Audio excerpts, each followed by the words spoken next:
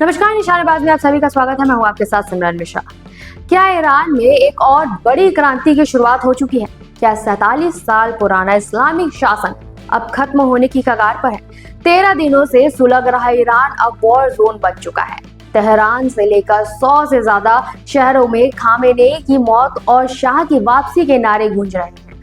हालात इतने बेकाबू हैं कि सरकार ने पूरे देश में इंटरनेट की सांसें रोक दी है। तेहरान एयरपोर्ट बंद है और सेना को सड़कों पर उतार दिया गया है। लेकिन सबसे बड़ी खबर वाशिंगटन से आई है, जहां राष्ट्रपति ट्रंप से सीधी चेतावनी दी है कि अगर प्रदर्शनकारियों का खून बहा तो अमेरिका चुप नहीं बैठेगा और ईरान पर सीधा हमला करेगा।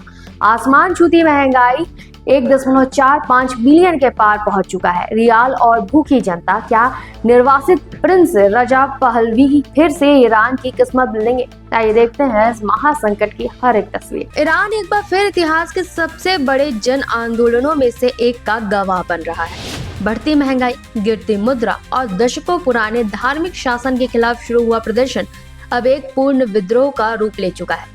पिछले 13 दिनों से जारी इस अशांति ने गुरुवार रात तब नया मोड़ ले लिया जब प्रदर्शनों की आग 100 से ज्यादा शहरों में फैल गई और प्रदर्शनकारियों ने सीधे तौर पर इस्लामिक रिपब्लिक के अंत की घोषणा कर दी। वॉर जोन बना ईरान, सड़कें ब्लॉक, इंटरनेट ब्लैकआउट। एक रिपोर्ट के अनुसार गुरुवार रात तेहरान सहित कई बड़े शहरों की सड़कें युद्ध के मैदान में तब्दील हो गई। प्रदर्शनकारियों ने सरकारी संपत्तियों में आग लगाई और खामेनेई की मौत के नारे लगाए। स्थिति की गंभीरता को देखते हुए सरकार ने देश भर में इंटरनेट और फोन सेवाएं पूरी तरह से बंद कर दी है। नेट ब्लॉक्स जैसे ग्लोबल इंटरनेट वॉचडॉग ने इसे हिंसक दमन की तैयारी करार दिया है। तेहरान एयरपोर्ट बंद है और सेना को हाई अलर्ट पर रखा गया है। इसके बावजूद इलॉन मस्क की स्टारलिंक सैटेलाइट सेवा के जरिए कुछ प्रदर्शनकारी अभी भी बाहरी दुनिया को वीडियो भेज रहे हैं। शाह की वापसी और क्राउन प्रिंस का आह्वान। 47 साल पहले 1979 की इस्लामिक क्रांति में सत्ता से बेदखल किए गए पहलवी वंश की वापसी की मांग अब गलियों में गूंज रही है। निर्वासित क्राउन प्रिंस रजा पहलवी, जो वर्तमान में अमेरिका में हैं, उन्होंने ईरानी जनता से सड़कों पर उतरने की अपील की है। प्रदर्शनकारी शाह पहलवी लौटेंगे और आखिरी लड़ाई जैसे नारे लग रहे हैं। रजा पहलवी ने अमेरिकी राष्ट्रपति डोनाल्ड ट्रंप की सराहना करते हुए कहा कि अब आजाद दुनिया को अपनी चुप्पी तोड़नी चाहिए। जेनजी और युवाओं का मानना है कि एक धर्मनिरपेक्ष और लोकतांत्रिक नेतृत्व ही ईरान को वैश्विक प्रतिबंधों से बाहर निकाल सकता है। हिंसा का तांडव, कई मौतें और हजारों गिरफ्तारियां। मानवाधिकार एजेंसियों के मुताबिक अब तक इस हिंसा में 50 से भी ज्यादा लोगों की जान जा चुकी है, जिनमें 8 मासूम बच्चे भी शामिल हैं। सुरक्षा बलों और जनता के बीच झड़पें इतनी हिंसक है कि एक पुलिस अधिकारी की चाकू मारकर हत्या कर दी गई और अब तक कई हजार से ज्यादा लोगों को हिरासत में लिया जा चुका है। आर्थिक बदहाली, रियाल का ऐतिहासिक पतन। इस विद्रोह की जड़ में राजनीतिक आजादी के साथ साथ भयंकर आर्थिक संकट है, जिसमें पहला है मुद्रा का गिरना। दिसंबर 2025 में ईरानी रियाल गिरकर 1.45 मिलियन प्रति डॉलर के सर्वकालिक निचले स्तर पर पहुंच गया। दूसरा है महंगाई।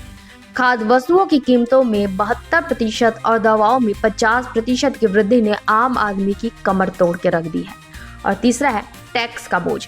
सरकार ने 2026 के बजट में टैक्स को 62% बढ़ाने का प्रस्ताव दिया है, जिसने जलती आग में घी का काम किया है। ट्रंप की सख्त चेतावनी, हम हमला करेंगे। अमेरिकी राष्ट्रपति डोनाल्ड ट्रंप ने इस मामले में सीधा हस्तक्षेप करते हुए कहा कि ईरान सरकार को चेतावनी दी। ट्रंप ने कहा कि अगर वे अपने ही लोगों को मारना शुरू करते हैं तो हम उन्हें बहुत जोरदार तरीके से निशाना बनाएंगे। अमेरिका का ये रुख ईरान के मौजूदा शासन पर भारी अंतर्राष्ट्रीय दबाव बना रहा है। तेल पर टिकी अर्थव्यवस्था और व्यापार घाटा। ईरान की अर्थव्यवस्था पूरी तरह से तेल निर्यात पर निर्भर है, लेकिन प्रतिबंधों ने इसे पंगु बना दिया है, जिसमें पहला है व्यापार घाटा। 2025 में यह घाटा बढ़कर 15 बिलियन डॉलर तक पहुंच गया। और दूसरा है चीन पर निर्भरता।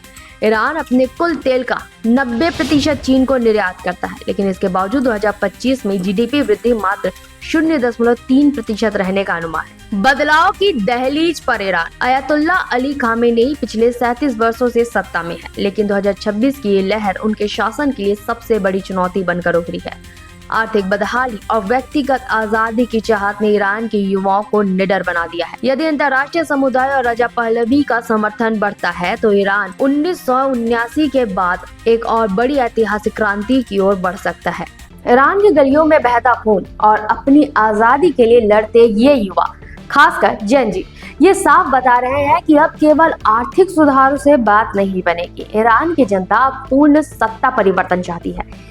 एक तरफ अयातुल्ला खामेनेई का 37 साल पुराना सख्त पहरा है तो दूसरी तरफ आधुनिक और धर्मनिरपेक्ष ईरान का सपना देखने वाले प्रिंस रजा पहलवी। दुनिया की नजरें अब इस बात पर टिकी है कि क्या अंतर्राष्ट्रीय दबाव और अमेरिकी चेतावनी ईरान के इस जन आंदोलन को किसी मुकाम तक पहुंचा पाएगी या फिर एक बार फिर इंटरनेट ब्लैकआउट के पीछे इस आवाज को दबा दिया जाएगा। ईरान से जुड़ी हर छोटी बड़ी अपडेट के लिए बने रहे हमारे साथ। नमस्कार।